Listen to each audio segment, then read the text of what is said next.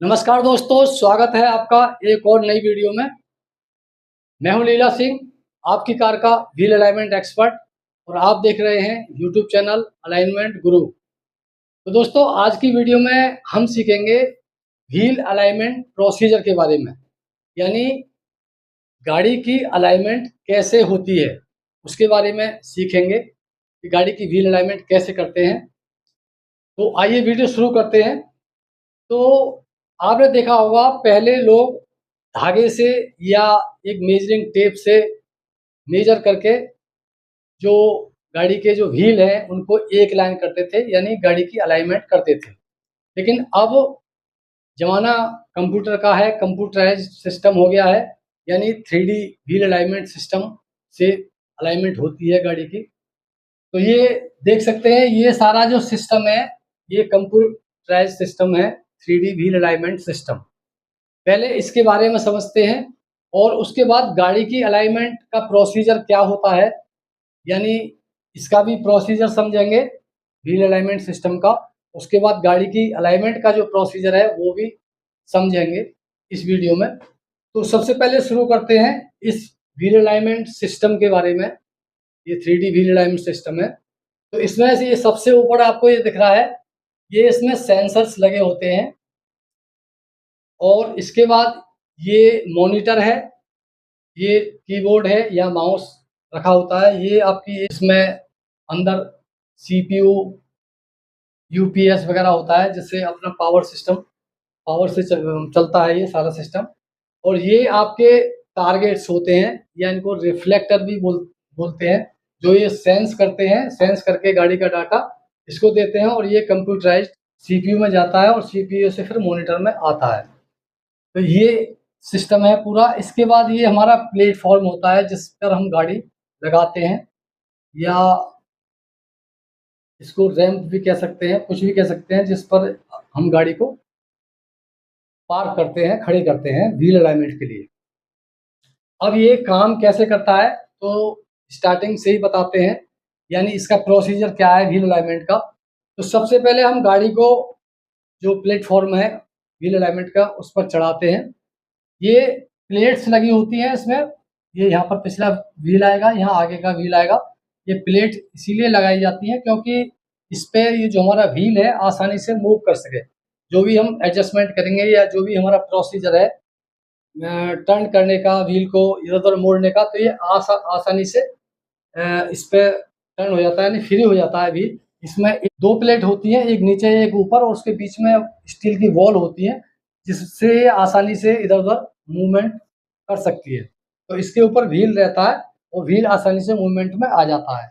जब हम एडजस्टमेंट करते हैं व्हील को इधर-उधर अंदर या बाहर करना होता है तो ये आसानी से हो जाता है। तो ये इसमें ये प्लेट लगी होती हैं। तो पहले प्लेटफ़ॉर्म पर गाड़ी को लगाते हैं, गाड़ी को लिफ्ट करके जैक से उसका सस्पेंशन चेक करते हैं।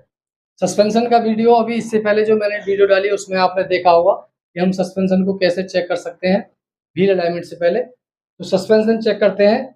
उसके बाद जो ये टारगेट्स हैं वो हम इनके व्हील में लगाते हैं। टारगेट्स क्या है? इनके टारगेट लगाने के लिए व्हील में एक क्लैंप टाइप का होता है, यानी आप स्टैंड कह सकते हैं उसको। पहले स्टैंड फिट करते हैं और फिर ये टारगेट इसमें फिट कर देते हैं। टारगेट फिट करने के बाद फिर इसका कार का आरओसी करते हैं, यानी जो आरओसी सिस्टम क्या है, कार को आगे-पीछे ले जाते हैं, और आगे-पीछे ले जाने से जो हमारा ये सेंस करता है कि गाड़ी कितनी आगे गई, कितनी पीछे गई, तो व्हील का क्या साइज़ है, उस हिसाब से ये कैलकुलेशन करती है सारा सिस्टम। तो आगे-पीछे करने के बाद फिर होता है स्टीयरिंग आरओसी।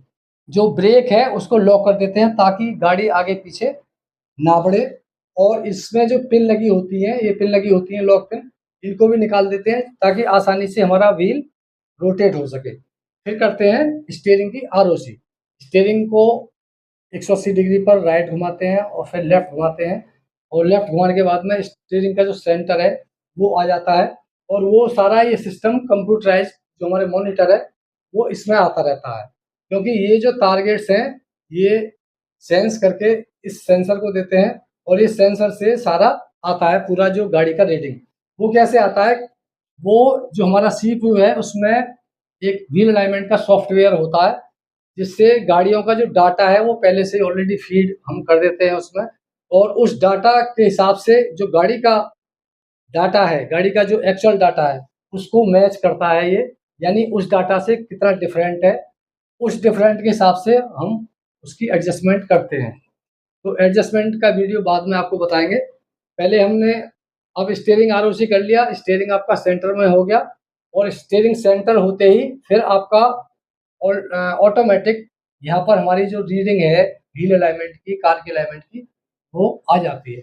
यानी कैस्टर की रीडिंग और कैम्बर की रीडिंग और टो की रीडिंग।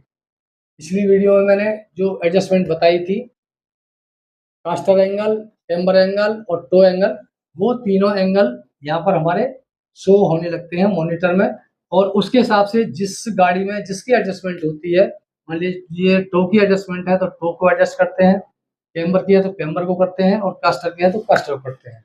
वो गाड़ी के जो सस्पेंशन है उसके हिसाब से उसमें एडजस्टमेंट होती है। तो ये आपको पूरा समझ में आ गया होगा व्हील अलाइनमेंट सिस्टम का जो प्रोसीजर है वो कैसे होता है। इसके बारे में और आपको जानकारी चाहिए तो कमेंट करके हमें बता सकते हैं।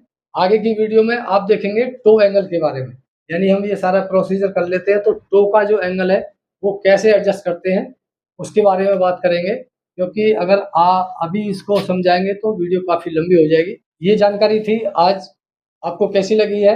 अगर अच्छी लगी है तो वीडियो को लाइक करें, शेयर करें और चैनल को सब्सक्राइब करना ना भूलें। फिर मिलेंगे एक नेक्स्ट वीडियो में एक नई जानकारी के साथ। तब तक के लिए जय हिंद, जय भारत।